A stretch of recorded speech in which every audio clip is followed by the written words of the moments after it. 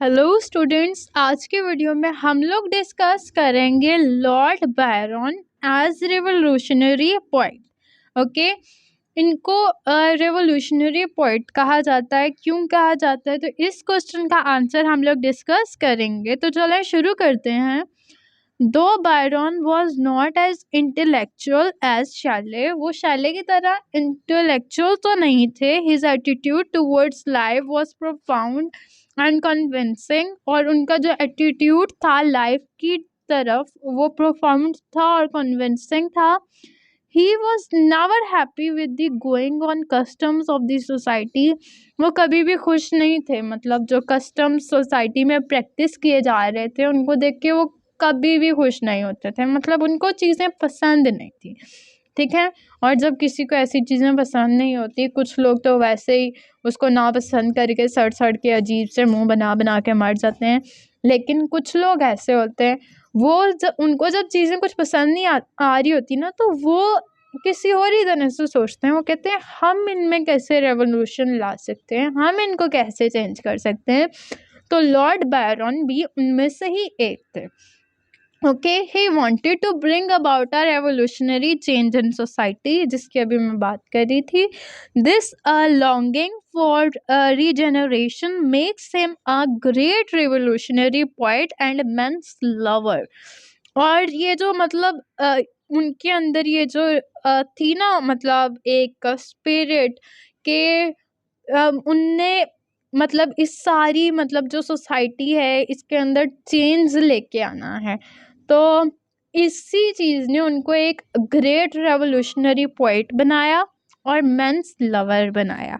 Okay, Byron was one of the proudest revolutionary poets and the poets of freedom and liberty that England has ever produced. Okay, तो जो Lord Byron हैं ये उन मतलब उन poets में से थे जो कि मतलब काफ़ी इंग्लैंड के मतलब इंग्लैंड को जिन पे फ़ख्र होना चाहिए, जिनने एंड दी पोइट्स और फ़ख्र होना चाहिए जिनने जो कि थे पोइट्स ऑफ फ्रीडम और लिबर्टी थे, जो कि इंग्लैंड ने मतलब अपनी मतलब क्या कहते हैं हिस्ट्री में प्रोड्यूस्ड किए, ठीक है। जो कि फ्रीडम पर लिबर्टी पर लिखते थे और रेवोल्यूशन लाने की बातें करते थे, ठीक है। बायरन भी उनमें से एक ही थे। ही वॉज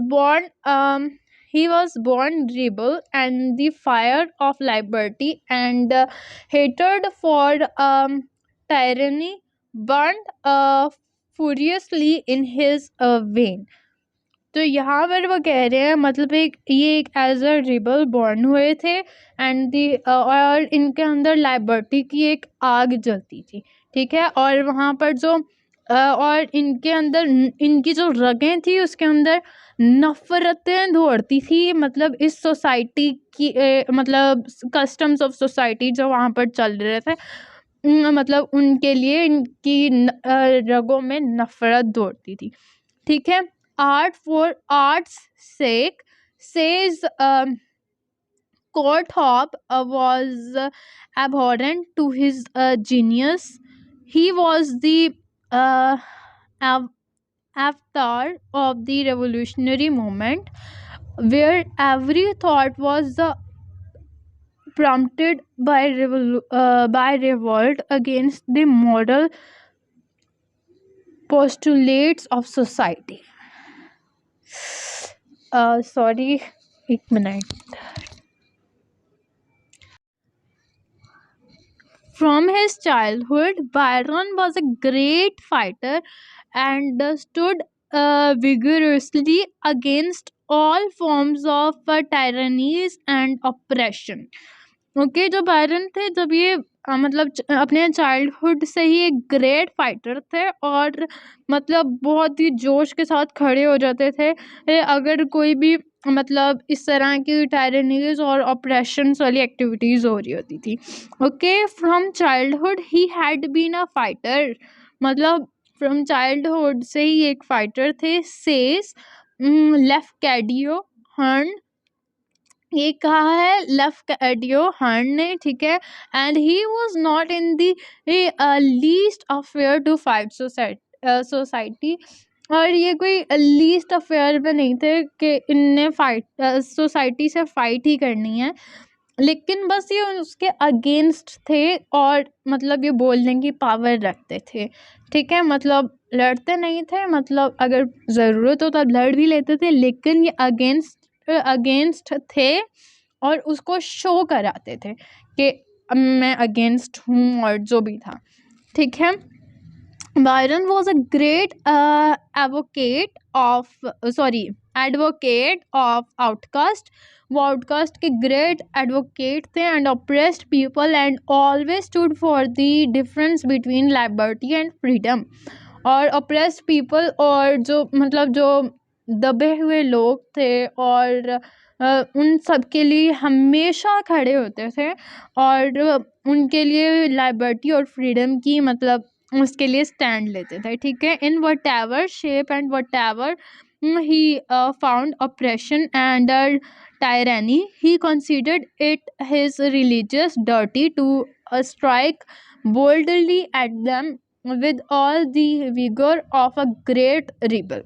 तो यहाँ पर वो कह रहे हैं कि ये जो मतलब इस तरह की थी ना, मतलब जो ऑप्रेस्ड पीपल होते थे उन पर मतलब ज़ोर डालना, दबाव करना और उनके मतलब उनको कोई राइट्स ना देना ना, इसको वो कहते थे ये हमारी रिलीजियस डर्टी है। मतलब वो अपने रिलीजन में इसको सबसे बुरी चीज़ मानते थे।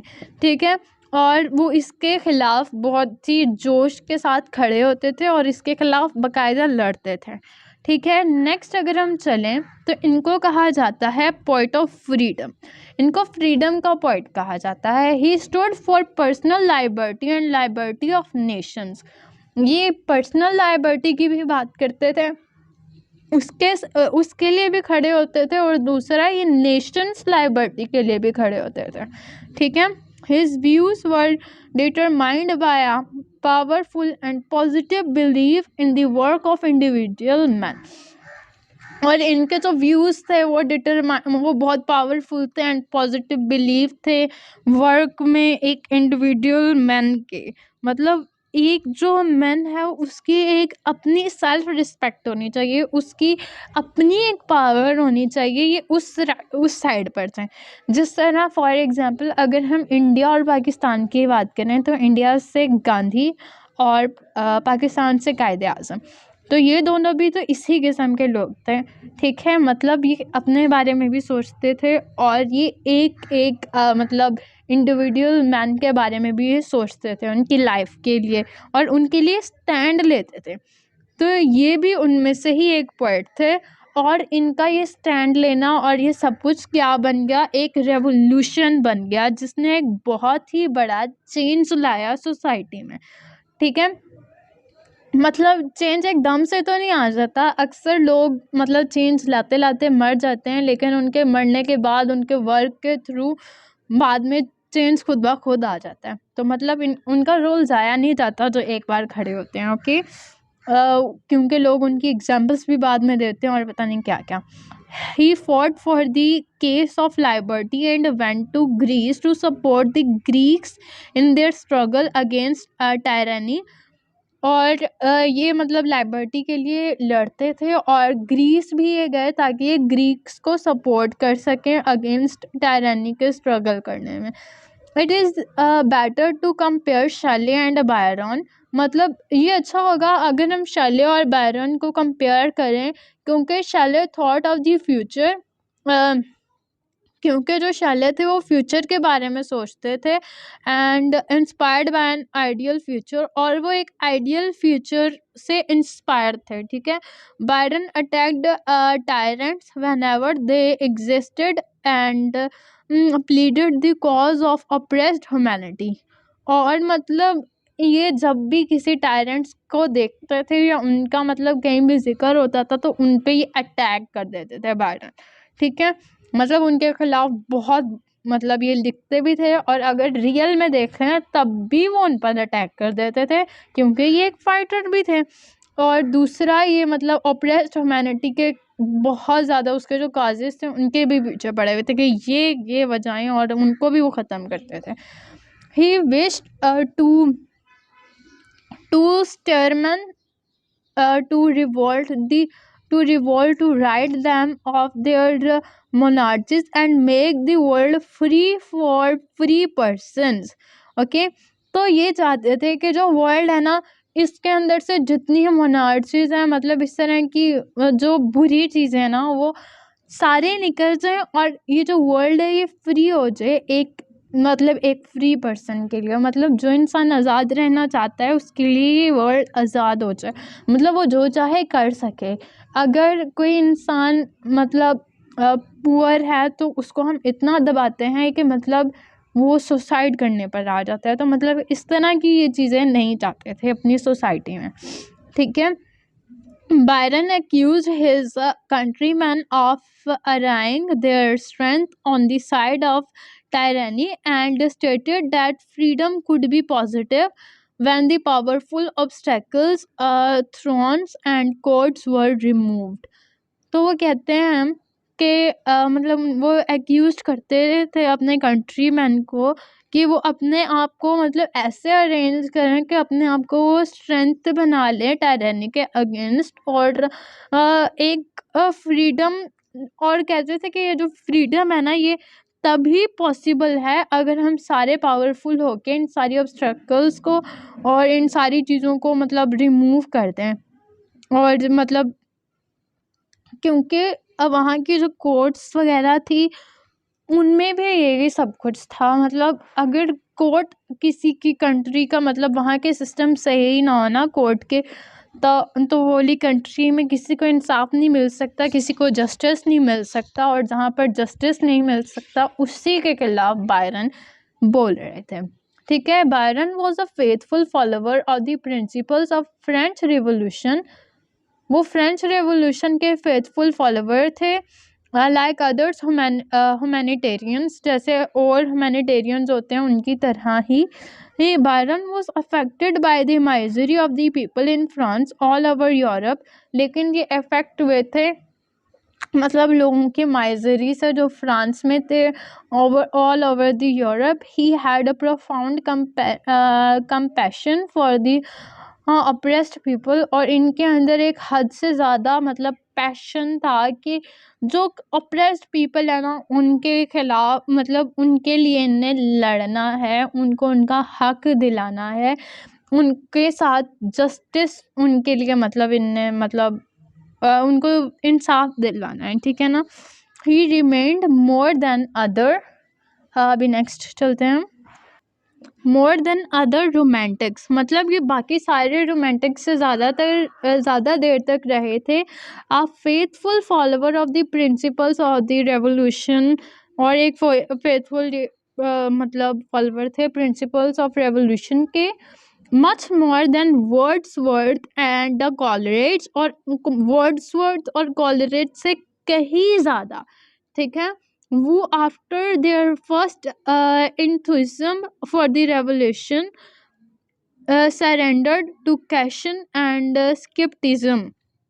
जो वर्ड्सवर्थ थे और कॉलरेज थे इन लोगों ने भी इस सब के खिलाफ आवाज़ उठाई थी, लेकिन इनने अपने फर्स्ट इंथुइज्म के बाद ही सरेंडर कर दिया था, और मतलब कैशन और स्पेक्टिज्म के सामने इनने सरेंडर कर दिया था और इन्हें रेवोल्यूशन के खिलाफ आवाज़ उठाना बंद कर दी थी। मोर इवन देन कीट्स, और कीट्स से बहुत मतलब ज़्यादा whose love of liberty was hardly developed to its full range, Byron wished to be और मोर देन कीट्स, और जो कीट्स से उनसे भी ज़्यादा जिनका प्यार जो लाइबर्टी के लिए था वो बहुत ज़्यादा मतलब हार्डली डेवलप हुआ था, और फिर उसकी फुल रेंज तक डेवलप हो गया था। Byron wished to be free, मतलब वो फ्री होना चाहते थे, आज़ाद होना चाहते थे, and wished the other man must be free too, और वो दूसरे लोगों के लिए भी चाहते थे कि वो भी सब आज़ाद हों, उनके भी खिलाफ मतलब इतने स्ट्रिक्ट रूल्स ना हों कि वो एक मतलब एक जानवर की तरह कैदी होके जिए, अपनी एक लिमिट के अंदर ही रहें। मतलब वो लिमिटलेस होके सब कुछ करना चाहते थे, क्योंकि लाइफ तो एक बार मिलती है, बार बार थोड़ी ना मिलती है। Byron was equally Byron was equally revolutionary in his attitude towards the evils and vices of his age। उन सब के लिए मतलब इनका revolutionary attitude वो equal ही था। and he was a social revolutionary and ruthlessly exposed and attacked, as in Don John, the Philistinism of the upper English class, the aristocracy, and the monarchy. He exposed the hypocrisy, the senseless cruelty, the snobbery, the fraud, the cant, and the passivity of upper classes in society। जो upper classes है ना उस ज़माने में, वो इस तरह की थी कि उनके पास जो पावर थी ना, वो चाहते थे कि ये किसी और के पास ना जाए, जिसके लिए वो दूसरों को अपना ग़ुलाम बनाते थे और उनको ख्वाब दिखाते थे और बाद में फ्रॉड कर देते थे, स्नोबरी करते थे, क्रुएलिटी करते थे, और मतलब वो ऐसे ऐसे काम करते थे जो कि मतलब अनएक्सेप्टेबल थे। वो बस अपनी अपर क्लास को कभी खोना नहीं चाहते थे, ठीक है। तो उस सब के ख़िलाफ़ बायरन बोलते थे और इसी वजह से बायरन को एक रेवोल्यूशनरी पोइट का दर्जा दिया गया। और ये वाला एक इम्पोर्टेंट लॉन्ग क्वेश्चन है, अक्सर पेपर्स में आ जाता है। होप सो आप लोगों को वीडियो में सब कुछ समझ आ गया होगा। अगर कोई भी प्रॉब्लम है आप लोग कमेंट कर सकते हैं। अगर वीडियो पसंद आई है तो लाइक करें, अगर नहीं आई तो सब्सक्राइब करें। मिलते हैं नेक्स्ट वीडियो में। Thank you so much.